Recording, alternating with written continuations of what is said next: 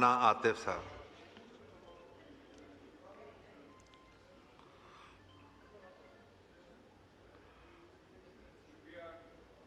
Mic खोलें। राना आतिफ साहब का माइक। आप अपनी सीट पे हैं राना साहब, बटन पुश कर दें। जी बोले। शुक्रिया जनाब स्पीकर। ये इस फॉर्म 47 की अनइलेक्टेड हुकूमत का 5वां बजट है। मेरा ख्याल है ये एजाज़ जुल्फ़िकार अली भुट्टो को भी नसीब नहीं हुआ था जो एजाज़ शहबाज शरीफ ने 17 सीटों से हासिल कर लिया। कल बड़ी ही आमियाना बजट स्पीच की गई। बजट के अंदर कोई रोड मैप नहीं था, वही घिसी पिटी बातें। कल अखबारात के अंदर बड़े बड़े इश्तिहारात दिए गए और इश्तिहारात क्या थे कि जी 2023 के अंदर मुआशी ग्रोथ की जो शरह थी वो -0.23% थी और उस वक्त वजीर आजम कौन थे? शहबाज शरीफ साहब। और आज वजीर आजम कौन है? शहबाज शरीफ साहब।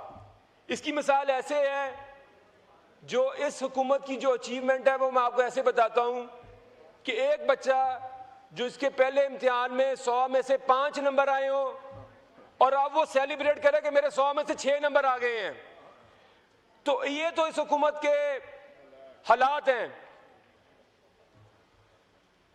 इन्होंने जनाब स्पीकर, मैं आपके सामने कुछ हकायक और कुछ नंबर रखना चाहूंगा। पिछले 4 साल के अंदर पाकिस्तान का कर्जा तकरीबन दुगना कर दिया गया। ये मैं नहीं कह रहा, ये इस हुकूमत का इकोनॉमिक सर्वे कह रहा है कि पाकिस्तान का कर्जा 84,000 अरब रुपया हो चुका है। और जब ये लोग 9 अप्रैल 2022 को एक infamous vote of no confidence से आए थे तो पाकिस्तान का कर्जा 44,000 अरब था। जनाब स्पीकर, आपकी तवज्जो चाहिए। जनाब स्पीकर, पाकिस्तान ने 1947 से लेकर 2022 तक 55,000 अरब रुपया टैक्स कलेक्ट किया था। 2022 से लेकर 2027 जो अगले साल खत्म करेंगे, जिसका हमने बजट पेश किया है, हमारी टैक्स कलेक्शन 60,000 अरब रुपया हो जाएगी। इसका मतलब यह हुआ कि अगले 2022 से 27 में शहबाज शरीफ की फॉर्म 47 की हुकूमत ने जितना टैक्स इकट्ठा किया वो उससे पहले 75 सालों में जितना टैक्स इकट्ठा किया उससे भी 5,000 अरब रुपया ज्यादा है। उन पैसों से पनाह गजीनों की मदद की गई, नए नए शहर बसाए गए, तिरबेला और मंगला डैम जैसे शहर बने, मोटरवेज बनी, इंडस्ट्रीज लगी। इन 5 सालों में इंडस्ट्री तबाह हुई, कोई नया कारखाना नहीं लगा, कोई बड़ा प्रोजेक्ट नहीं हुआ, गुर्बत में इजाफा हुआ। तो ये मैं पूछना चाहूंगा कि आपने 45,000 अरब टैक्स कर्जा बढ़ा दिया, 60,000 अरब आपने टैक्स इकट्ठा कर लिया, तो ये 1,05,000 अरब रुपया ये कहां गया है? बताएं ये कहां गया है? पाकिस्तान का गरीब पिस गया है, पाकिस्तान की मईशत बैठ गई है, पाकिस्तान के कारखाने बंद हो गए हैं, पाकिस्तानी पाकिस्तान छोड़ छोड़ के बाहर जा रहे हैं और ये सेलिब्रेट कर रहे हैं कि हमने रेमिटेंस रिकॉर्ड आ गई हैं। और ये वाहिद मुल्क का दुनिया की 20 बड़ी मईशतों में, 40 बड़ी मईशत में कोई मुल्क ऐसा नहीं है जिसकी रेमिटेंसेस उसकी एक्सपोर्ट से ज्यादा है। ये शर्म की बात है कि हमारा जो तमाम आमदनी वो पाकिस्तान के कारखानों से नहीं है, पाकिस्तान के मजदूरों से नहीं है, वो पाकिस्तानी जो मजबूरी में पाकिस्तान छोड़ के बाहर जा रहे हैं, उन पे आप ये मुल्क चला रहे हैं। जनाब स्पीकर, इमरान खान इस मुल्क का हकीकी वजीर आजम, इस मुल्क का सबसे पॉपुलर वजीर आजम, इस मुल्क का सबसे ईमानदार वजीर आजम, इस मुल्क का सबसे काबिल वजीर आजम जो था, जिसने सिर्फ 40 माह हुकूमत की और उसके दौर के अंदर इस सदी की सबसे बड़ी वबा कोरोना, जिसमें दुनिया की तमाम मईशतें सुकड़ गई थी, उसने पाकिस्तान की एक्सपोर्ट्स 8 अरब डॉलर बढ़ा दी। 24 अरब डॉलर से 32 अरब डॉलर कर दिए।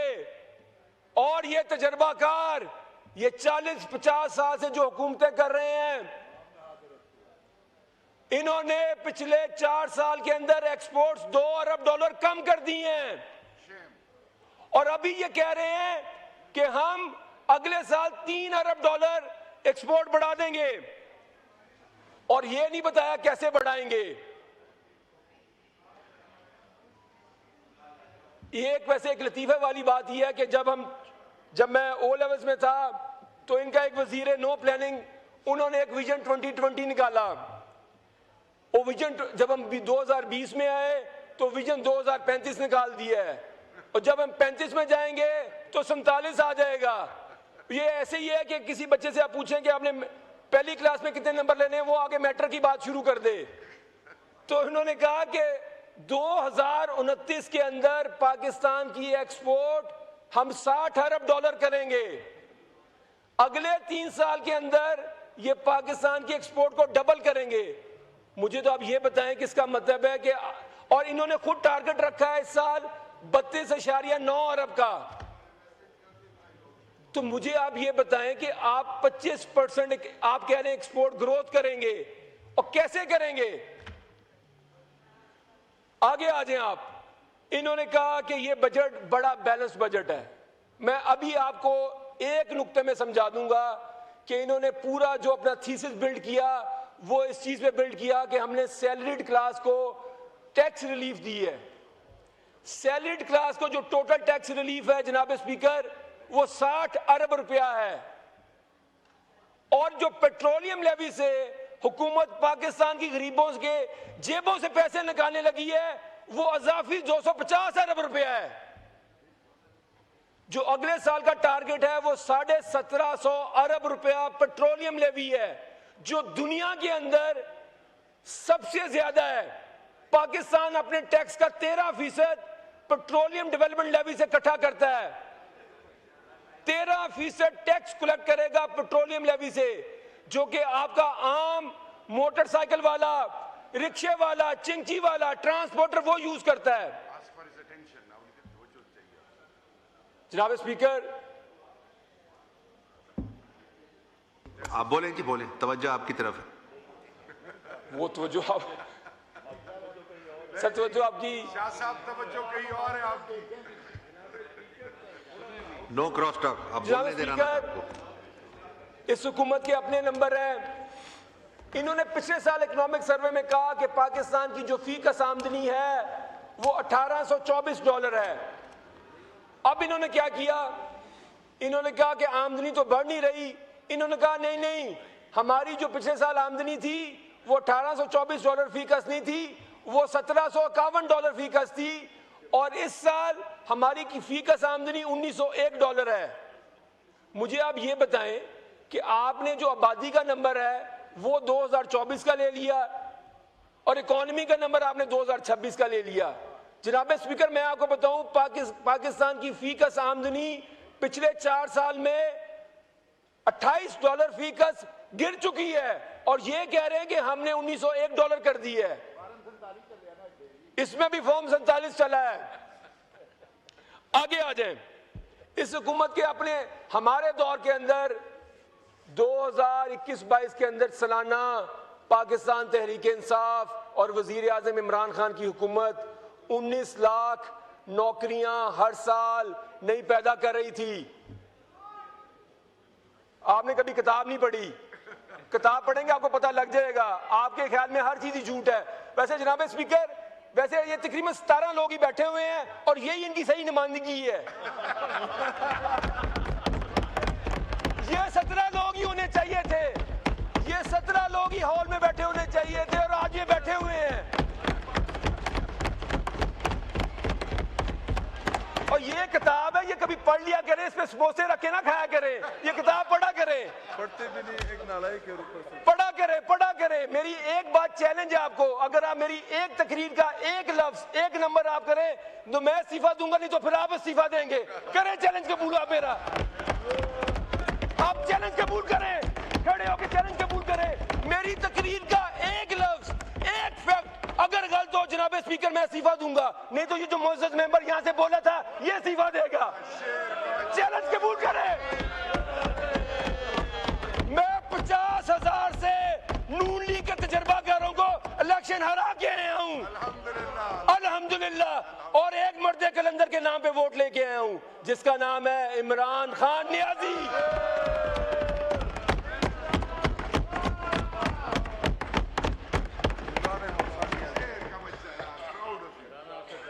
अगली बात, इन्होंने कहा जी हमारा नॉन टैक्स रेवेन्यू बढ़ गया है। जनाब स्पीकर तवज्जो आपकी चाहिए, सिर्फ तवज्जो इधर रखें शाह साहब। ये बातें होती रहेंगी। जनाब स्पीकर इधर तवज्जो करें। इन्होंने कहा जी हमारा नॉन टैक्स रेवेन्यू बढ़ गया है। अच्छा, वो नॉन टैक्स रेवेन्यू बढ़ा कैसे है ये भी जरा सुन लें। स्टेट बैंक ने जो मुनाफा कमाया, वो मुनाफा कैसे कमाया, उसके अंदर इजाफा हुआ, 170% इजाफा हुआ। ये सुनने वाली बात है, इसको भी चैलेंज करें आप। उसके अंदर इजाफा हुआ, जो स्टेट बैंक का मुनाफा है उसके अंदर 170% इजाफा हुआ। वो इजाफा कैसे हुआ? क्योंकि आपने कर्जे बहुत ज्यादा लिए, उसके ऊपर जो आमदन हुई वो उन्होंने कहा ये हमारी आमदनी है, वो ये आमदनी चेक करें आप। अच्छा, दूसरी आमदनी क्या थी इनकी? दूसरी आमदनी इनकी क्या थी? सुने जनाब स्पीकर, क्या थी? ऊपर की दूसरी इनकी आमदनी थी पेट्रोलियम डेवलपमेंट लेवी, कि हमने मोटरसाइकिल वालों की जेबों को काट लिया है। 118 रुपए 1 लीटर के ऊपर पेट्रोलियम लेवी।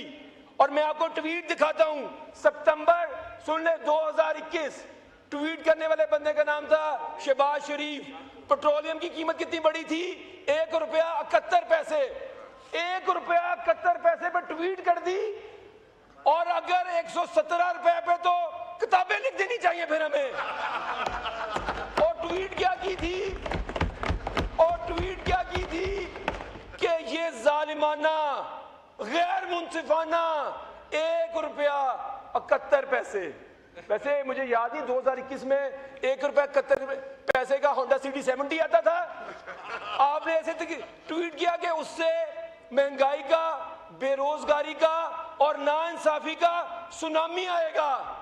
और 117 रुपए पे तो 20 रेक्टर स्केल का जल्जला आ जाना चाहिए था। लेकिन इनके वुज़रा टीवी पे आके डिफेंड क्या करते हैं? बड़े बड़े मुआशरतदान मैंने देखे हैं लेकिन ऐसे कभी नहीं देखे। कहते हैं पेट्रोल की कीमत में इजाफा करने से लोग डिस्करेज होते हैं। तो मैं क्या फिर 1000 रुपए भी बता दो, फिर कम ही मुको एक बारी, फिर लॉजिक चेक करें। और मैं कसम से, अगर कभी हमने कभी इतनी कीमत बढ़ाई हो ना पेट्रोल की, मैं तो टीवी प्रोग्रामों का, मैं तो पाकिस्तान छोड़ के चला जाऊं। और फिर भी टीवी प्रोग्रामों में आते हैं ये। वाइंड अप करें।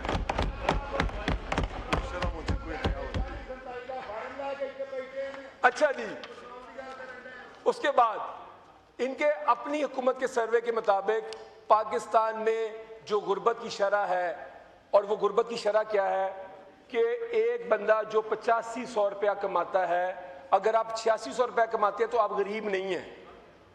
अगर आप 8501 रुपया कमाते हैं तो आप गरीब नहीं हैं। अगर आप 8499 रुपया कमाते हैं तो आप गरीब हैं। गुर्बत की डेफिनेशन भी इनकी, अदादो शुमार भी इनके। तो गुर्बत मतलब कितनी हो चुकी है? आखिरी बात करें। ये आखिरी बात नहीं है जनाब speaker, I'm just getting warm up। मैं माइक बंद कर दूंगा, फिर आप कर दें, आप कोई बात नहीं है, पहले हर चीज बंद है यहाँ पे जी। पहले आपकी पार्टी के माइक भी बंद हो ऑनरेबल जाए, मेंबर हैं जिन्होंने बोलना है। चले जी, आखिरी 2 मिनट, आखिरी 2 मिनट जी, आखिरी बात करें प्लीज, नो क्रॉस टॉक, आखिरी बात करें, जल्दी करें प्लीज जी। तो वो गरीब है।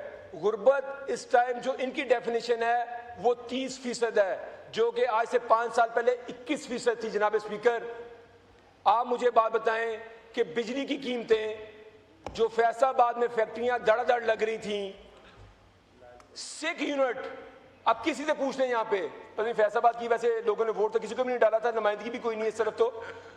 तो 100 से ऊपर जो 6 यूनिट थे वो रिवाइव हुए थे। लेबर शॉर्टेज थी, और जो 2022 में हेल्दी यूनिट थे वो अब सिक नहीं है, वो अब डेड हो चुके हैं। शुक्रिया, 18 रुपए यूनिट बिजली की प्राइस थी। शुक्रिया जी। नवाबजादा इफ्तिखार अहमद खान साहब।